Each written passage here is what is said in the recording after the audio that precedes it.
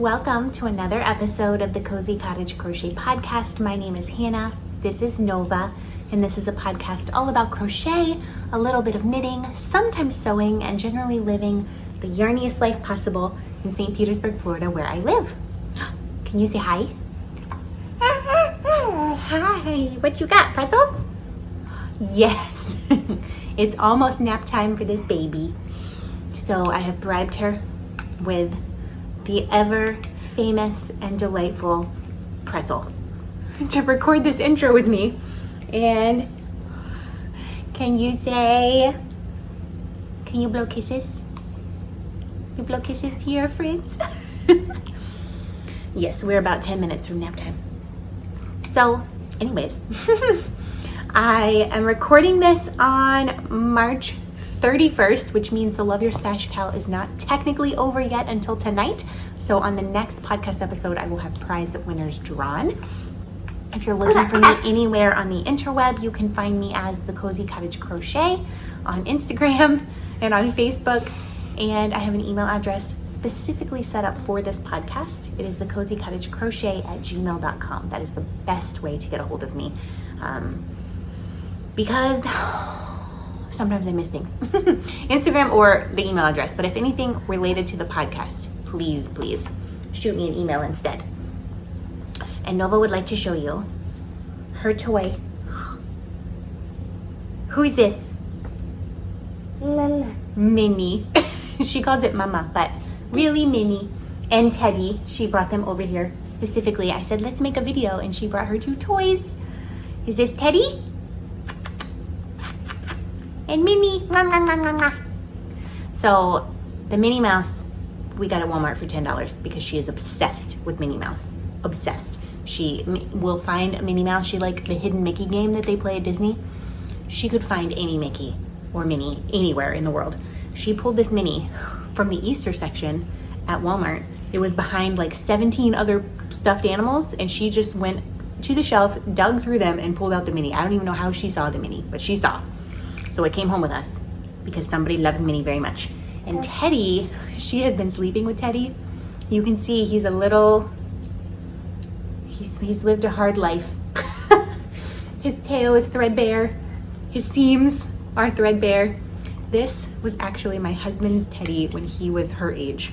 So this bear is over 30 years old. She loves him. She aggressively bites his face when she's trying to kiss him. She snuggles him. She sleeps with him. So I don't know how long he's gonna last. Like, I'm really concerned about this. I don't think he's gonna survive a washing if she like throws up on him, because I like hand washed him before. So I don't know, but does anyone have any tips on how to preserve a very well-loved bear from 30 years ago so a new generation can love it? I don't know. If you have any tips, comment below on how to. Like, I'm kind of concerned about this right here. Where his neck seam is, this is starting to come apart. And like, I could sew it closed, but like, it's the fabric itself, the knitting is visible. Oh, did you drop something? No. Can you say bye-bye? Bye-bye. Bye-bye. Yes, bye-bye. Because we are going to go night-night as soon as you're done with your pretzels. And Mommy's going to record a podcast while you sleep so soundly. Oh, I also have to tell you, if I can console her for one more minute before bed. I've been baking with her. I baked twice with her this week. We made some little mini banana muffins. And yesterday, I think that was Monday, and yesterday we made some oatmeal energy balls and some little chocolate energy balls. And there was chocolate everywhere. I posted a picture on my Instagram stories, like chocolate all over the counter, all over her stool, all over her. Luckily, she was naked, except for a diaper. So cleanup was fairly easy, but yeah, she just loved it so much. Can you say, okay, I hear you. You're done recording videos. Can you say bye-bye? Bye-bye. Bye-bye-bye. Can you say night-night? Mama. Night-night. And say ma. Yes. You blow kisses with your pretzel hand? Okay, night-night, sweet girl. Hello. I'm back. Baby is currently rolling around in her crib like this. Not sleeping. It's been about 6 or 7 minutes since I put her in her crib and closed the door, so fingers crossed she goes to sleep and we can get through this whole podcast. I do have lots of things to talk to you about. I'm gonna try to talk a little bit quietly because she's right on the other side of this wall. Even with a sound machine, I feel like her hearing is supersonic. So we have a lot to talk about today. I have 2 crochet projects to show you, 1 knitting project, got some happy mail, some future plans, a cool thing that I did, and what else? General ramblings, as we always have. So grab your favorite beverage in your project, and I have my trusty water bottle today. So a couple of people have asked where I got this from. Target, months ago. It's LO brand, if that helps at all. I have no idea what kind. Doesn't say. But that's my water bottle, and I try to drink. I'm terrible about drinking water, but I'm trying to drink a little more because it definitely helps. So let's just jump right into the yarny stuff, because 2 of the projects I'm going to show you, you have never seen before. I have big new project energy right now, and this happens, or at least since Nova has been born, this has happened very rarely. So I am totally riding the wave and trying to start or prep as many things as possible so that when it leaves, because it will, I have some projects to work on. And I think part of it is I'm getting close to the end on my Skyrim cardigan. Yes, I said that. I have some progress to show you later. And I just want to start all the things. So of course, we need to talk about the yarn first before I talk about future plans. I'm getting ahead of myself. Let's just grab the first bag. This is a Kath Kiston bag that was sent to me as a lovely, lovely gift a long time ago, and I just love this bag. And in it, I don't even know if I printed the front page. I don't think I did. I'm making a hat. So let me pull it up.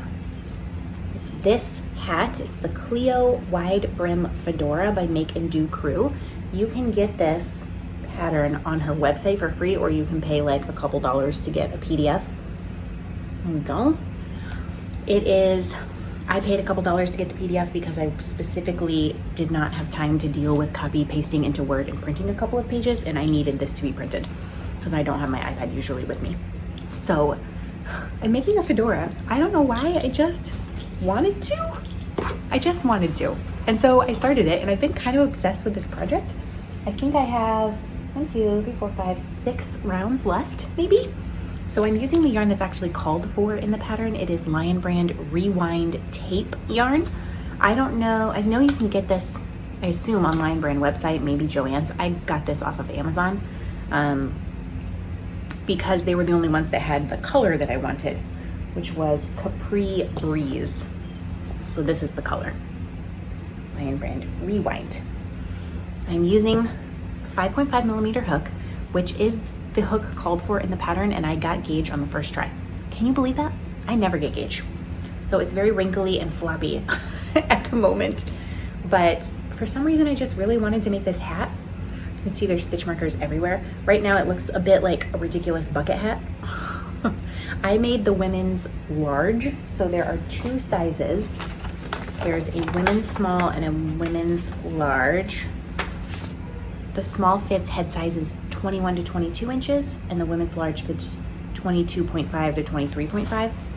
I have a giant head. Like, I truly do. It's just a fact of my life that I have a giant head. My head is the same size as my husband's head, and he's like a couple inches taller than me. So this, it might be a little too big, honestly, but I'd rather it be too big than too small. So, sorry, I'm looking at the baby who's doing gymnastics. So I made this hat top part, and now I'm working on the brim. It's very ruffly at the moment, but once I do another 4 or 5 rows on this, the interesting thing is that I'm actually going to be crocheting over some wire. So the thing about crochet hats like this is they just don't have a lot of stability, and I don't want the brim to look like this ridiculous flower. It's gonna look, if that's your aesthetic, go for it, but this is not my aesthetic at all. So I don't want it to look like that. And she actually has kind of a tutorial in this pattern for how to hold galvanized steel wire. I believe this is 1/16 of an inch steel wire along the outer edge of the last row before you do like the one border edge, and you crochet over it, and then you basically overlap the ends. You can put a little bit of washi tape or masking tape around them, and then you keep going with the border. So this is what gives the hat brim stability. I found that very fascinating. Actually wanted to make this hat for quite some time because I keep seeing it pop up in my feed. I don't think it's gonna look quite as nice as it does on her. Like, look at how perfectly formed that hat is. Is my hat gonna look like that? I'm gonna go with probably not, because that hat was staged specifically for a photo shoot. But maybe I can do this. I don't know. I think it will be all right. I think that typically hats like this look a bit ridiculous on me because I have short hair.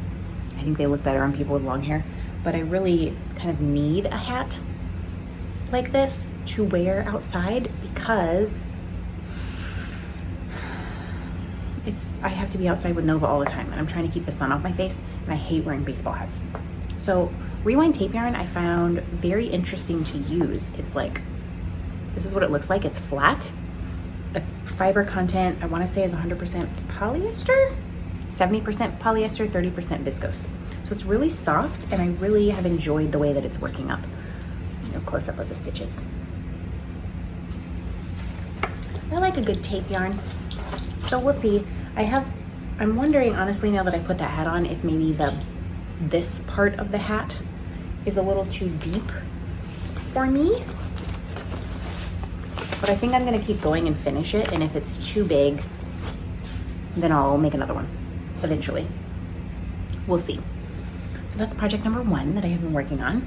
Project number 2 is another new thing that I started. It is living in this amazing African lady bag that I got from Kalisha, who is Quirky Monday Craftcast on YouTube, and she has the Quirky Monday Crafts Etsy shop. She makes beautiful bags, and I love what's in here, except what's in here basically got started and then frogged.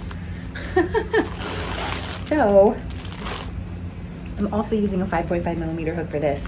It's just a simple crochet shawl that will probably turn into a design at some point. So this yarn, it's a bit crumply and scrunchy, but I actually had almost the entire ball worked, and then I realized it was leaning, like skewing to the left. So right now it looks pretty good, and the stitches are fine. There's the same number of stitches on each side. But before, it was going like this. And I don't know why I didn't notice that. Apparently I can't count. I don't know. But yeah, so we have this beautiful texture on the front. It's quite smooth on the back. And this yarn, pretty sure the tag for that is on the inside of that ball. I can pull out these and show you. Sorry, that's a lot of crinkling. So it's gonna be neutrals. This is like very much not my color palette, but for some reason this yarn is like so delightful. It's 100% alpaca. And the yarn is called Juniper Moon Farm Harriet. It is 218 yards per 100 grams, so it's a worsted weight yarn. It's 100% baby alpaca. Dye lot 42 is this one. So they're just dye lot numbers, they're not colorway names. And this yarn was a gift from a lovely viewer of this podcast named Leslie, which is why I wanted to make it into a design. And I knew that it had to be some kind of neckwear. So, because it's just like the most amazing neutral combo. So it's gonna go from this pale light brown color into this one, into this one. I'm gonna end with this one. And of course this is gonna be the biggest section, and then this will be smaller, and this is the smallest because it's a triangle shawl increasing. So I really, really like flew through the first ball of yarn, and then I had to frog it. I'm keeping it in the plastic because alpaca sheds. I can already see fuzz all over my lap. So yeah, I had to frog it, and so this whole ball is just rolled back up. Luckily, it hadn't sat there too long, so the yarn is not kinky at all. But yeah, So it's gonna be really, really pretty when it's done. I love the texture. It's gonna be super soft, super drapey. For some reason, I'm having a hard time keeping my stitch counts correct. I don't know why. So yeah. And I thought it was so perfect to have this stitch marker on a 100% alpaca shawl. Isn't it perfect? So perfect. Project number 3, as you may have guessed, is my Skyrim cardigan, which I am beyond thrilled to show you because I have made some really significant progress. Now, this is going to be a precarious situation because there are 2 balls of yarn currently attached to this, one on each sleeve. I am working both sleeves almost concurrently, not 2 at a time. They're on separate needles, and I can't work them at the exact same time because they would be attached to the same yarn, and working from the inside and the outside of the ball is just not gonna work for me. So, let's see. I have to take out, there's 1 ball of yarn in one sleeve and a stitch counter. And there is another ball of yarn in the other sleeve and another stitch counter. Oh my gosh, look at these sleeves. Look at them. Let's see if I can possibly put this on. I know it's like precarious with the sleeves on needles. Ooh, let me show you this. So this is the first sleeve cap that I did over here where my thumb is. That was done before Nova was born. So June maybe through October 2020 is when that sleeve cap was done. This sleeve cap over here was done last week. I know I talked at length last time about, oh my gosh, I don't even know if I can read my notes, my instructions, like this is not gonna make any sense. I just don't know. It took me 3 full nights of time to figure out my notes on the sleeve cap. I had 2 different sets of numbers, which was the most confusing thing to me. So I did like a rough count of this sleeve cap and then picked the set of numbers that was closest to it. It mostly worked. The fade is slightly off, and there's definitely a couple of parts where I fudged it, which I will show you, but you can see the whole body is done. That was done last time. It goes all the way down, and then this goes to here. This sleeve is a little bit longer than this one. So this sleeve I am on color 5 and just finished fading. This sleeve I am just to the fade section at the end of color 4. So this sleeve is 12 rows more, I believe. Let's see. Yeah, this sleeve has 12 rows more than this sleeve. So what I need to do is work 25 rows in color 5 on this sleeve, then 12 rows of fade to color 5 to color 6, then snip that, and then work 12 fade rows, 25. So like it's a mess. These sleeves are already quite long, and I know part of that is because the armhole depth on this sweater is bigger for me than called for in the pattern. I'm not really sure how that happened because I got gauge.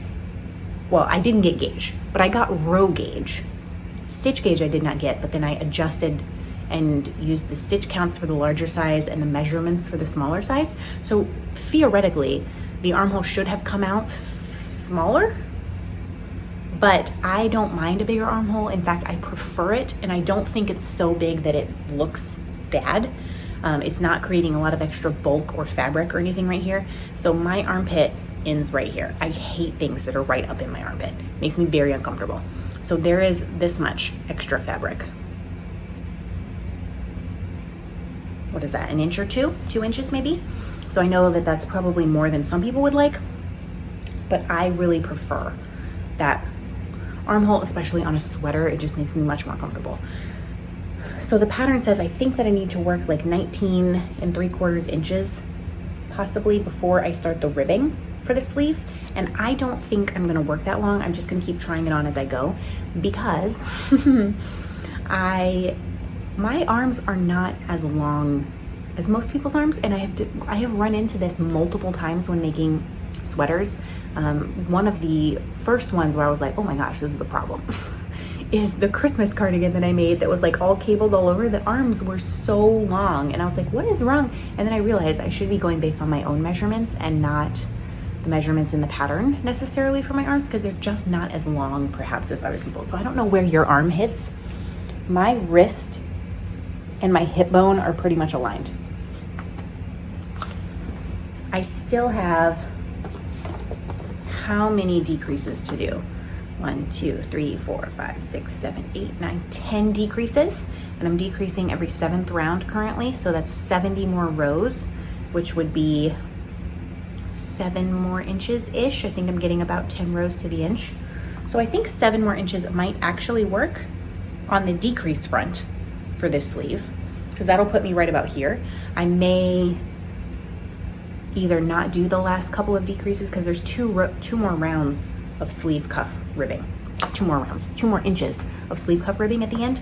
So I'm just gonna keep measuring. I'm not sure that I want it to be 19¼ inches long, but either way, I'm gonna keep trying it on. And when I get to about here maybe, like right where my watch is, that's where I wanna start the ribbing, because I want them to be just long enough where I can kind of like pull it, but I don't want it to be baggy. So we'll see. The beauty of a top-down sweater is you can try it on the whole time as you go. So yeah, this sleeve cap full on took me 3 evenings of like 1.5 hours to 2 hours every single night to complete. I am infinitely better at wrap and turn short rows now, like infinitely better. I remember struggling so hard with that on this sleeve over here in 2020. And for some reason, even though I have done 0 wrap and turns since then, this went perfectly. Like every single wrap and turn I picked up just fine, except for something terrible happened right here. Like there's a giant hole. So I'm gonna have to sew that up. And luckily I have some ends on the inside that I can sew that hole up with. And I feel like there was another hole somewhere else. I think if I go like this, you can see that this sleeve is darker sooner. Part of that is the yarn, and part of that is I started the fade. I should have started the fade here, but I actually started it up here. So there's about 15 extra rounds of color 3 in this sleeve cap than there should be. I thought I was paying attention, thought I was following the pattern correctly, my fade pattern that I've like concocted, but it's not. However, when I'm wearing it like this, you really can't tell, I don't think. It just looks slightly darker. And as far as the sleeves go matching the body, they're matching pretty perfectly so far. I'm definitely not gonna get to all the way to the final color. I don't even know if I'll get to color 6, or color 7 rather. If I do get to color 7, it will be in the sleeve ribbing, and we'll see from there. Let me take this off so I can show you. I don't know how to get this off. This is the most awkward way to take off a sweater, but because there's yarn attached, I can't take it off so gingerly. Ah! Okay. Is that not awkward? Okay. So after doing the sleeve cap, show you this hole again. Massive hole. Don't understand what that's about. I also had to kind of fudge, and you can't really tell because of the fade, I think. But I ended up with more stitches, even though I counted like 1 billion times and I calculated so carefully. I ended up with more stitches on one side of the sleeve cap than the other. And by one side, I mean more to the left of the center marker underneath the arm than onto the right. And I don't know if I wasn't doing the decreases on one side correctly, because I had picked up so many extra stitches than called for in the pattern, because my gauge is off and my armhole depth is off. I picked up more stitches, and then I worked out math on how to decrease them out. So the sleeve cap that she has you do in the pattern has no decreases. You just pick up a certain amount of stitches and you go back and forth, wrap and turning, and picking up all the stitches as you go. It would have been much faster. But I am going back and forth and wrap and turning, and every 4th round also decreasing on each side after the wrap and turn. So I had calculated how many stitches I needed to decrease out to get to her number, and therefore the amount around that I need for the upper arm. But I kept ending up with like 3 or 2 more stitches on one side than the other, and I still have no idea how that happened. So the first time I did it, a couple extra decreases, and then I was fine. I was on track with the numbers again. And then 2 more stitches appeared, which is like, what? And I didn't want to decrease only on that side again, because then it would skew the whole thing. So what I did is I actually picked up a couple of extra stitches, and you can barely tell. There's a little bump right there of stitches that were picked up that shouldn't have been, essentially, because I picked them up mid sleeve cap after I had already picked up and worked half the sleeve cap. And then I decreased them out later, like much farther down. So I don't really know what happened, but I fudged it because I decided that this is more important that I get this finished than it be perfect. And also I really don't know what I did. And I think as far as sleeve caps go, they are not twins. But because of the nature of the sweater, I think it's okay. And I don't think it's really gonna matter. And so I'm decreasing on the underside right here. Here's a row of decreases about every 7 rows. What I will say also is I had to look up how to do helical knitting. It's actually very, very simple, and I wasn't worried about the helical knitting itself. That essentially helical knitting is like you're chasing stitches around. So you join one color and you work all the way around until you get 3 stitches before your first color. Then you slip those stitches and then you chase all the way around to the next one, and you keep going like this, around and around and around, which is fine, except that every row you're moving 3 stitches back. So my challenge was to figure out how this is going to work when I am doing fading. So it's not a big deal necessarily when I'm doing 25 solid rows in like color 5. It is a big deal when I'm doing 12 rows, 1 row of each color in color 4 and color 5. That is a much bigger deal because the fade, I have to end at the center underneath the arm, and that's also where my decreases are.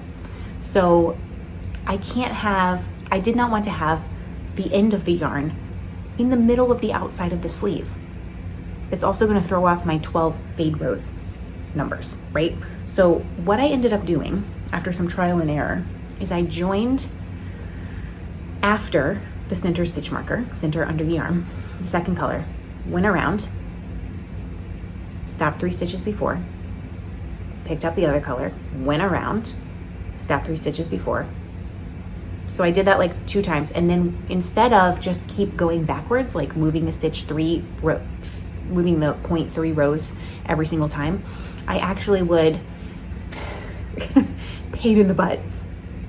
I would stop, let's say this is the center marker, I'd stop 3 stitches before, slip them, and then I would knit in the new color 6 or maybe 9, then slip all of those back on, plus these 3 stitches, knit this color up to 3 stitches before, and then slip these stitches and then go around. I'm not sure if that made any sense, but basically I was slipping a lot more stitches every single fade round so that I could keep the center point under the arm, the center point with the beginning of each fade round, which takes forever.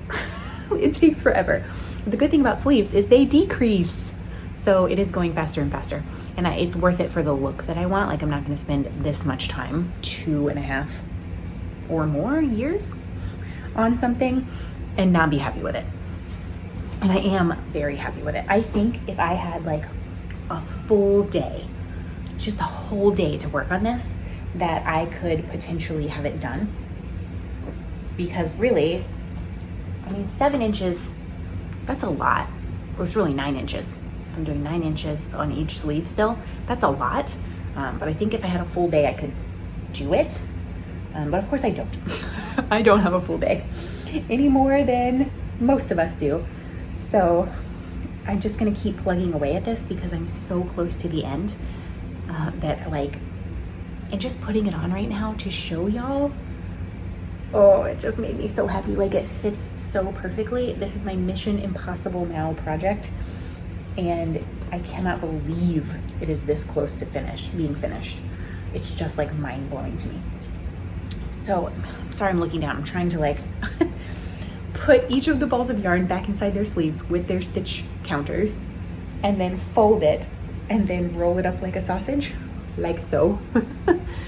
Because it's just the yarn management on this has been crazy. Do a fade sweater, they say. It'll be amazing, they say. It is amazing. It is totally worth it. And what a nightmare with yarn management. At one point, this yarn is in a bag because I was working from the inside and the outside of the ball. I had both sleeve caps attached to the same ball of yarn because I didn't want to snip it in case I had to rip it all out. So that was a nightmare.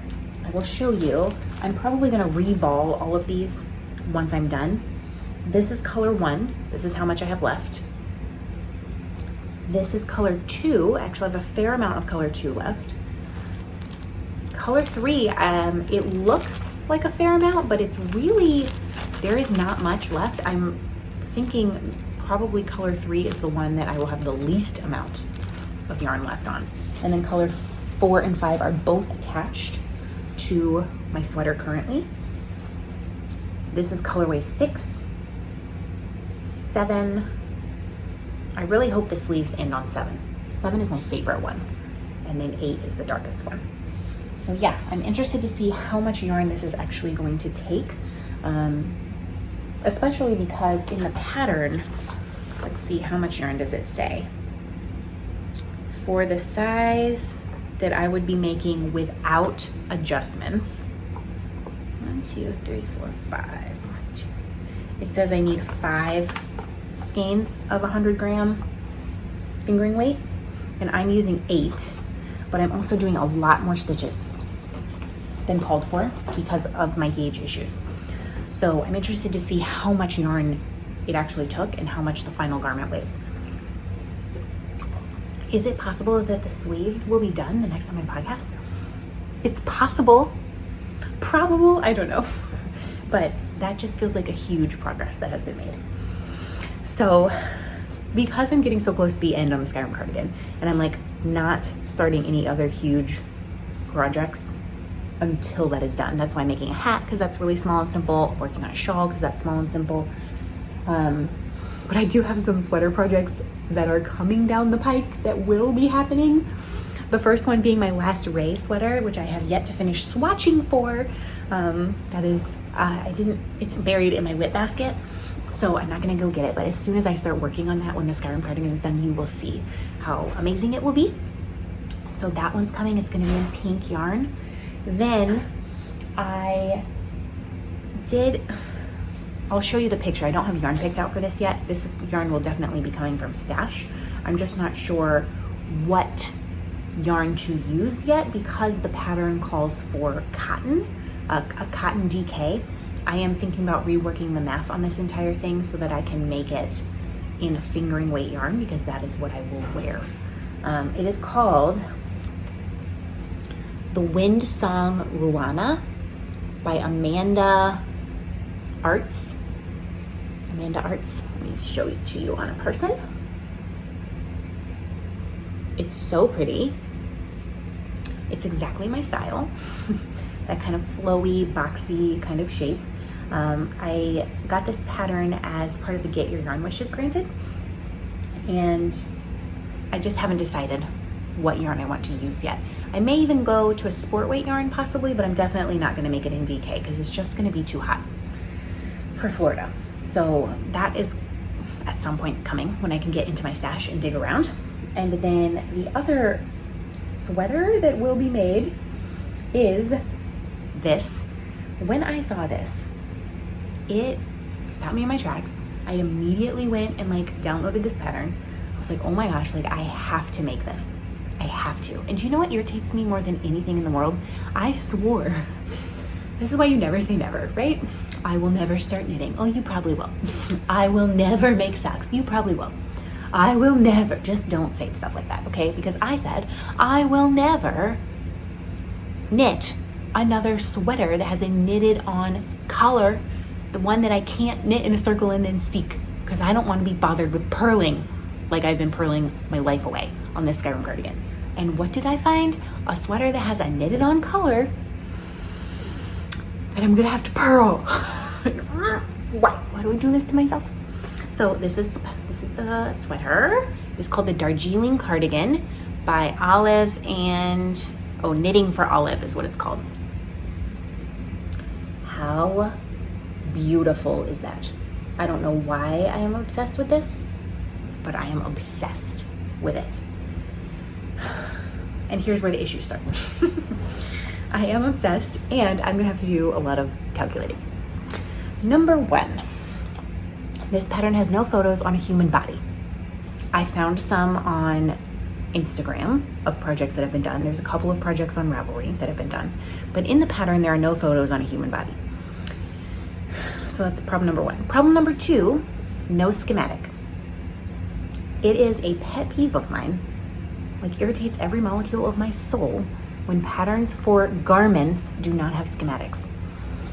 You're just like, we cannot go based on only the pattern itself. Now I can work out some measurements from the pattern and write my own schematic, but I should not have to, especially if I am paying for a pattern. It grinds my gears. There is a pattern that I've wanted to make for a while, and I just have not done it because it also does not have a schematic. Where is it? I think it's in my queue. I'm going to show it to you. It's the queue. The French Press Cardi by Tony Lipsy. I think this is the most magical. Like, this is amazing. I love it. It's been in my queue forever. And have I started it? No, because there is no schematic in the pattern, and it's made in Aran weight yarn, and I want to make it in DK or less. And literally, if I had a schematic, I would have already started, because I would have been like, oh, here's my gauge, here's how many inches I need to get to, therefore my foundation chain will be this much. It is that simple to me, and there's no schematic. So the Darjeeling cardigan, there is no photos on a human body. In fact, there's only one photo of the cardigan in the entire pattern. There is no schematic. That bothers me so much, but I really love it, and I'm going to make it. I'm going to make it work. I have confidence. It's the same attitude I had when years ago at the very beginning of this podcast, I made some kind of drops design pattern that was only charts. And it wasn't just charts. I had never worked off a crochet chart in my life, mind you. And it wasn't just, here's a chart and this is what you need to do. There were 6 charts in the pattern, and some of them overlapped. Like, it full on took me, when I first started trying to do it, I think 4 or 5 rows took me like 8 hours to get through, because it was so new and so mind-bending to me. And now I can read a crochet chart almost with no problem. But I was determined that I could do it if I just took it one stitch at a time. And I know I can do this. I can work out my own schematic. I can make my own measurements. I can make my own gauge. I'm just irritated that I have to on a paid for pattern. But it is that beautiful, so I will do it. The other thing I will say is this pattern is not as size inclusive as I wanted it to be. Like, it says that it is, but it has a strange amount of ease built in. So let me see if I have to download the pattern or... So the finished measurements, to fit bust, where is it? It goes up to 57 inches. So almost a 60-inch bust, that's fairly size inclusive. That's pretty great. Except the positive ease is like the sizes themselves are so varied. So there are only 4 sizes in the pattern. So it goes from a 30-inch to a 35-inch, 36 to 42 inches, 43 to 50, and 50 to 57. So the amount of ease you're getting on each size is going to wildly vary, that's crazy, right? Now, it is a very, very big cardigan around. So for example, if we take the size for 36 to 42 inches, if you have a bust of 36 to 42 inches, the finished chest circumference would be 59 inches. So that's almost 20 inches of positive ease, and you can see in the pattern, like that, oops, glare. You can see that it's a very large cardigan and it wraps. I will say there are some pictures on a body on Ravelry but they are all belted.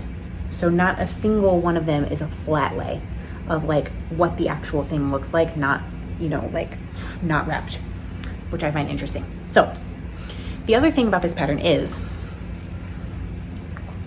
it's made on a pretty large gauge. And I want to say it's like 4 or 5 stitches to the inch. 15 stitches equals 4 inches. Oh, that's really big. That's almost, yeah, that's 4 stitches to an inch, 3.75 stitches to an inch. That is a big loose gauge. I'm not sure I'm gonna like that. They use 3 strands of mohair held triple to achieve that gauge. I do not want to use 3 strands of mohair held triple. That's too hot. Also, too expensive.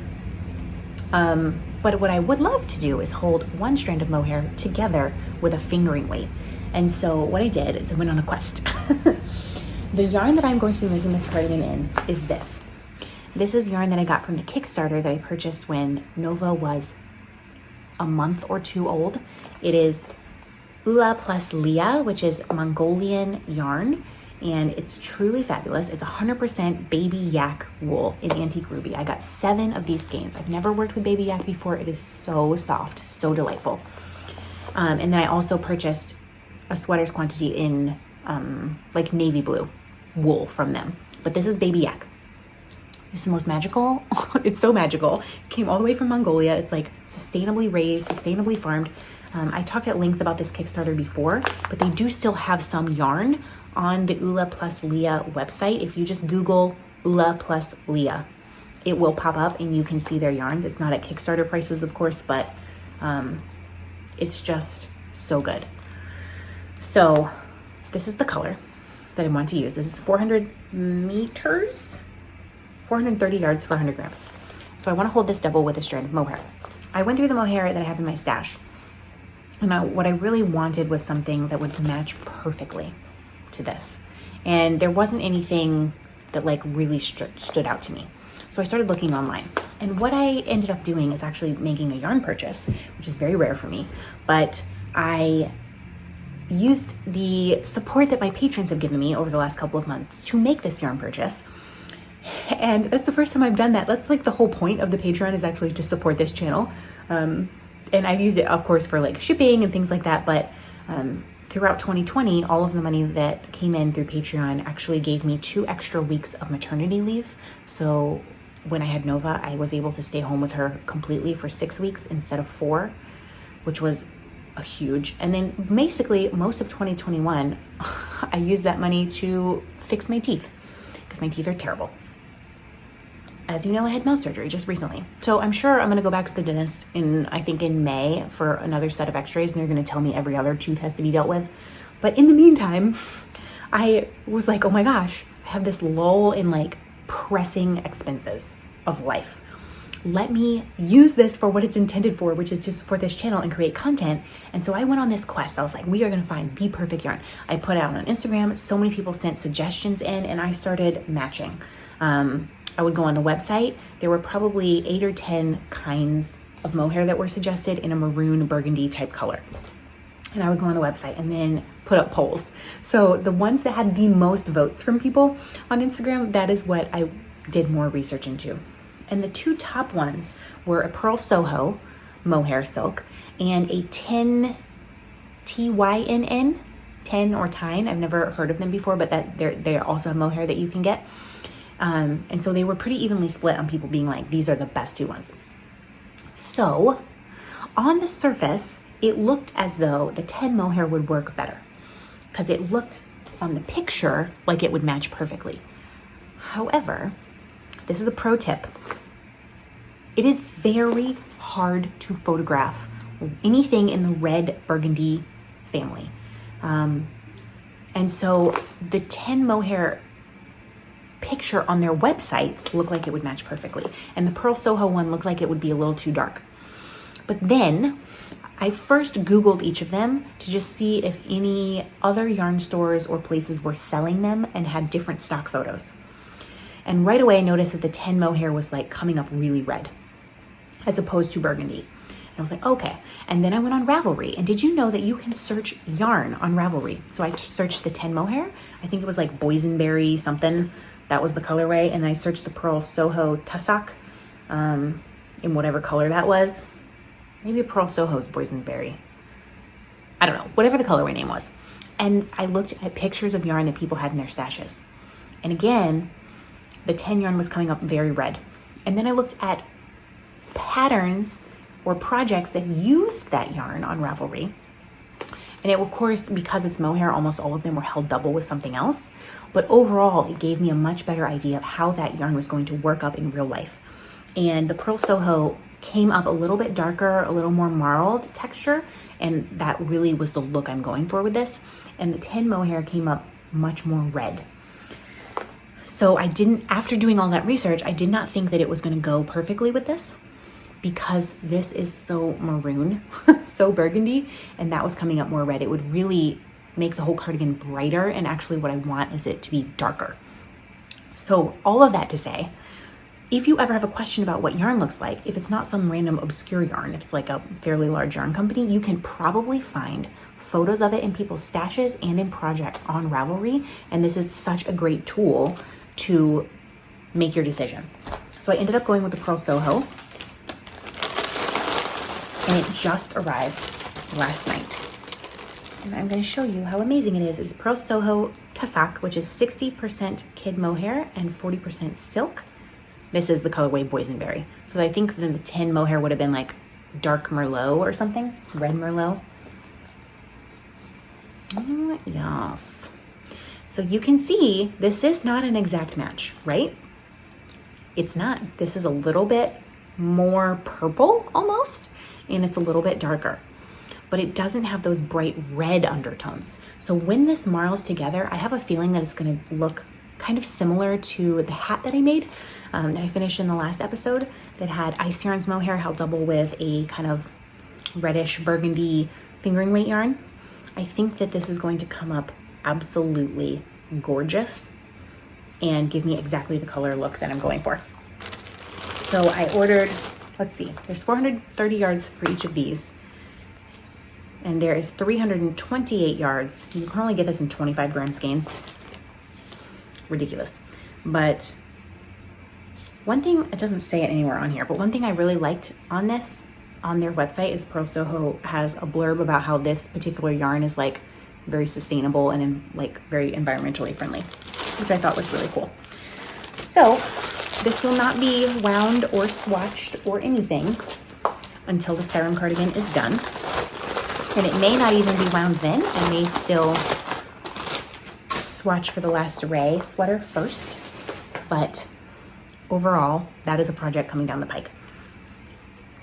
Prepare yourselves, because I'm sure I will be complaining about it. But hopefully that was helpful, those tips on Ravelry. And also, just, you know, if you ever think about designing and being a pattern designer, if you are making something wearable like a garment, you please, for the love of God, include a schematic. Also, I have a little bit of happy mail to show you. This came in the mail yesterday as well. It was a great day for mail. It's from one of my lovely friends, Linda, who remembered 2 years ago, before Nova was born, that I was making an amigurumi doll, which still is not finished. It's in my WIP pile. I need to get on it. And I had gone through my entire stash of acrylic yarn because I was originally going to make this doll for my niece. Of course I didn't, because it never got finished. But I found some kind of like off-white kind of yarn, but I didn't have any yarn that was anybody's skin tone. Like, not a white person, not a brown person, nobody. Like, I only had brightly colored yarn pretty much in this like one random skein. And I was like, I really want Nova, when she has dolls, to have dolls that are representative of multiple ethnicities and races of people, because I want her to experience the world how it truly is. I don't want her to only have dolls that are white. And Linda remembered that I had said that. And so she sent me the whole run of Lion Brand skein tones. And skein tones are made to imitate the various skin tones of people, but also just to have wonderful neutral palettes. So like, I'm just gonna pull these out and show them to you. It is 100% acrylic, basic stitch anti-pilling. You get 185 yards per 100 grams. This is the colorway Peachy. It's probably the closest to her skin, I would imagine. This is the colorway Almond. That's pretty. This one is even paler than Nova, I think. This is the colorway Ivory. It probably goes there. I'm trying to pull these out in order, but I don't think they're in any particular order, really. This is Hazelnut.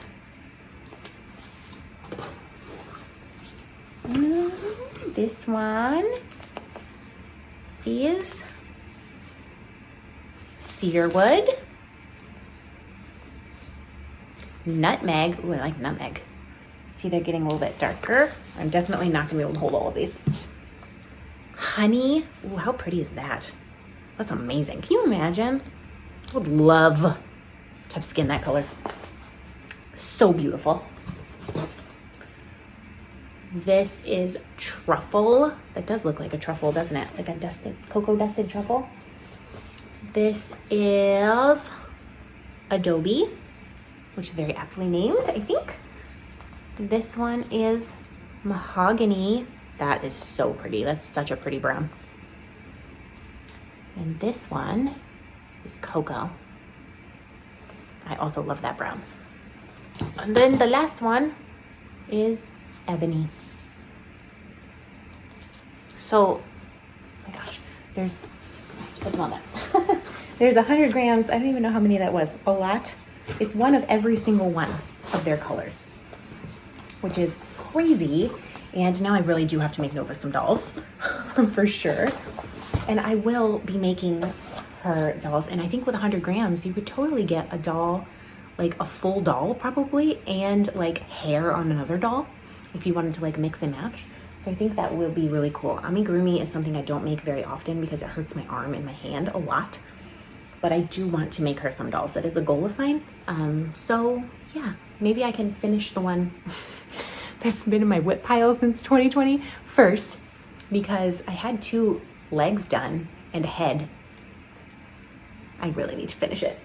And then maybe make her a beautiful doll in this color. Oh my gosh, can you imagine like this color skin, quote unquote, or fabric for the doll's skin, and then like pink hair. So good. I want her to have dolls that represent the real world. So that was really, really sweet of you, Linda. Thank you so much. That will create content in the future for this channel. The other thing I did, oh my gosh, I gotta hurry up. It's 9:54 already. The other thing I did is I had an adventure. I've never done something so cool, I don't think. I went over to my friend Maria's house last Saturday. Last Saturday? Or the Saturday before, maybe 2 Saturdays now. And she used to own a yarn company, and now she closed her yarn company, so you cannot buy her yarn anymore, but she now works for a separate yarn company. And she had leftover undyed yarn, a lot of it. And she is still like, dyeing is a very creative thing to do. I've never dyed yarn in my life ever. And she asked if I wanted to come over and dye some sock blanks. And I was like, oh my gosh, this is the coolest thing in the world. So we went over and she kind of showed me how the process, it's like so labor intensive to dye yarn. I had no idea. Like I had some idea, but not really. Like basically you have to pre-soak the yarn. If you dye yarn for a living, like please don't judge me on how low my knowledge is. Basically you pre-soak the yarn, which you had already done. Then you dye it, which requires mixing and chemistry and all kinds of stuff. You can do food coloring dyes and acid dyes and all this stuff. Then you, depending on the type of thing you dye, so we dyed some sock blanks and she dyed some actual like skeins of yarn. You like have to let it exhaust the dye essentially. So you like let it sit there for a while, and then we rolled the sock blanks up in plastic wrap. And then the other ones were just in the tray, and then you heat set it for a while, and then you have to like let it cool down completely and then set the color. And I know there's some argument about when you set the color, but like she sets the color afterwards. And then you hang it to dry. Well, you spin dry it, then you hang it to dry, and then you wind it or twist it up into a hank. But like, it's just like a several day process. So I went over there for several hours, and it was so much fun. Not only to see my dear friend, but also to do something so unique and creative, it was like amazing. So these are the pink skeins she dyed, which will be a sweater at some point, you will see. And these are the sock blanks. So Maria dyed these two. This one, like, she painted like peacock feathers. And then this one was like dip dyed, or like put in a dye solution instead of being painted on. This one I basically splattered. Whoa, it made it go away. It kind of looks like galaxies. And then this one I painted flowers and suns on. And then this, it was really interesting because the suns basically bled all the way over. And so the whole thing, it was white in the middle between the flower and the suns, or the suns that were on top. But now the whole thing is kind of blue and yellow, which I thought was so cool. So that's when they were, after they were heat set and they were drying, which is like the coolest thing in the world. So that was like the most fun. I not only got a break from life, I got to hang out with a friend, and we ate delicious bagels and apple fritters, and we dyed yarn, and it was just like the most fun thing in the world. And she also sent me home with a sock set, which has not been wound because my sock mojo is small at the moment. But as soon as it comes back, this will be the next pair of socks. This is the colorway Chill Factor. It's 80% merino, 20% nylon, 460 yards to 100 grams. This is the tag for her yarn company that she has since closed, so you cannot buy this yarn. And she gave me this. It wasn't, I didn't purchase it from her.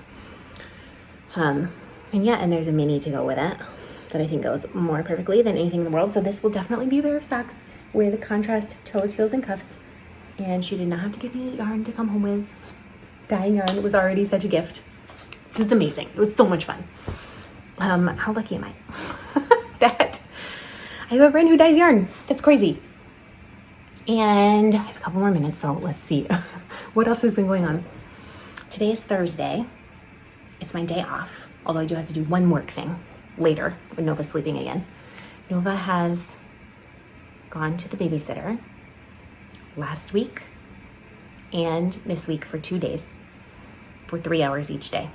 Last week she went Tuesday and Wednesday, and God, I was a mess on Tuesday, let me tell you. I was such a mess. She didn't cry at all on Tuesday, but I had told her, so a couple of things I think helped. We had been to this person's house twice already, so she was familiar.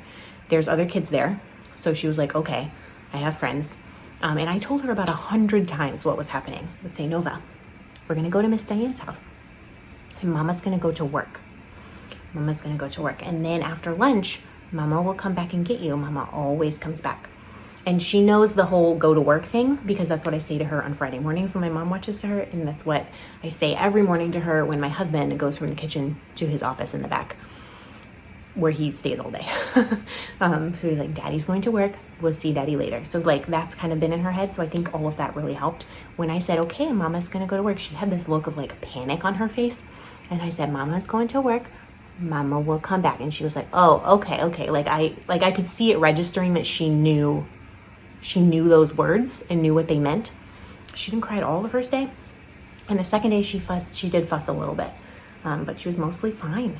And then this week on Monday and Tuesday, she was fine. Tuesday, she was so tired and so cranky. But she still was okay. She eats lunch there, which let me just tell you, not having to make something for her lunch a couple days a week is like an amazing thing. Like I didn't have to think about feeding her, and it is fantastic. So she's gone and she has a great time. She plays with the toys. There's another little boy who's like a month older than her. So like they play together. And then there's 2 7-month-olds, one of whom is there all the time and one of whom is only there sometimes. So yeah, she's having a great time. So our schedule, I think, is going to be Monday, Tuesday, and Wednesday for 3 hours in the middle of the day while she's on her 2-nap schedule. And then afterwards, once she goes to 1 nap, we'll have to figure something out. Maybe we can go to 4 hours in the morning or something. I don't know. But yeah, it has been incredible. Just Monday and Tuesday this week, I got so much work done. I have planned out sermon topics for church all the way like 6 weeks past Easter. Not the actual sermons, mind you, but like the topics. I have caught up on stuff that has been pending forever, and generally just felt so much less stressed out. Definitely still a little bit stressed for sure. Like last week was super, super tough. My anxiety was like through the roof every single day. I wasn't sleeping. This week has been a lot better. Probably hormones. Who knows? Yeah, I don't know. Like I feel like the whole time, I mean, y'all know, the whole time I've really needed some childcare. Like that is, I feel like that's what every mom needs, is some childcare. Even a stay-at-home mom probably needs some childcare a little bit, a couple times a week. And it's so inaccessible to a lot of people. The cost is so expensive, and the daycares, at least the ones here, like they pretty much don't do part-time. So there's no daycare I could take her to for 3 hours a day. That's just not gonna happen. They'll make you pay full-time prices. So yeah, this person is literally 5 houses down the street. And Nova loves to go to her house and is excited to go, and that makes me so happy. Oh, I'm gonna cry. I'm not gonna cry. I'm not crying this episode. And the only thing I would say that is a struggle for me is I know that usually the TV's on all the time, which we don't really have. We don't do a ton of screen time with Nova. She does like Mickey Mouse Clubhouse every once in a while. And she really adorably loves America's Funniest Home Videos, to the point where when the videos are playing, especially because there's dogs and babies in them, she like claps her hands and points and like laughs and dances. And when the host comes on, she's like gets upset and says more, like I want more babies and dogs. She doesn't want to listen to the host talking at all.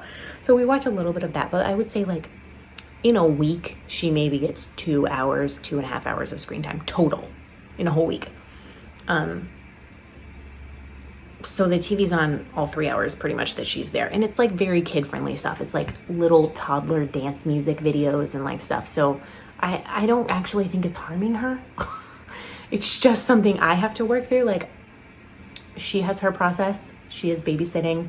She has other kids. Like I'm not paying her enough to have a say that she has a TV on or not. And there's other kids there who maybe need that. I don't know. So I kind of have to examine my own triggers maybe when it comes to that, because it's very much like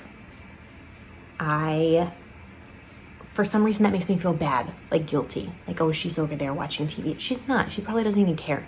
She's like, when I go over there, she's playing with her toy. She's not even paying attention. So I'm sure it's not a problem. Also, I don't really think there's anything wrong with TV. Like it's actually something we really enjoy as a family.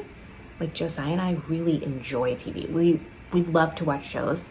We love to go to the movies. Before Noah was born, we went like every single week to a movie. We had the like movie pass where you could just go. But like, I have to examine why it bothers me so much.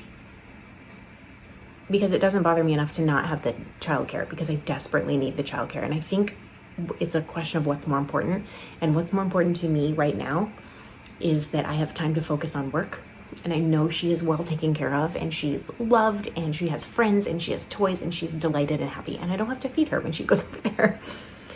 And it makes me, I know it's only the first week really, but I have been significantly on Monday and Tuesday so much less stressed out, that when I'm with her, I'm actually more present and paying attention to her instead of trying to work on my phone over her head, and like, because I actually had time to work. So if you're the praying or good vibes type, just, continued prayers and vibes, I guess, for that this will continue to work out, because it's the best. It's the best thing. It's been, I realized, 15 months since I've had uninterrupted work time on a Monday or a Tuesday. Like, that doesn't happen. I get it on Friday mornings when my mom watches her, which is so good. But usually I don't get it. That's the only time a week, and I'm like frantically catching up on stuff. So it's been miraculous. I don't think is too small of a word to say. So just prayers that will continue. And my gosh, I really have to go because it's 10:06 and she's doing this, her pre-wake up arm dancing. So I will see you soon. I'll see you in 2 weeks. Until I see you, happy crafting and be kind to yourself. Bye, friends.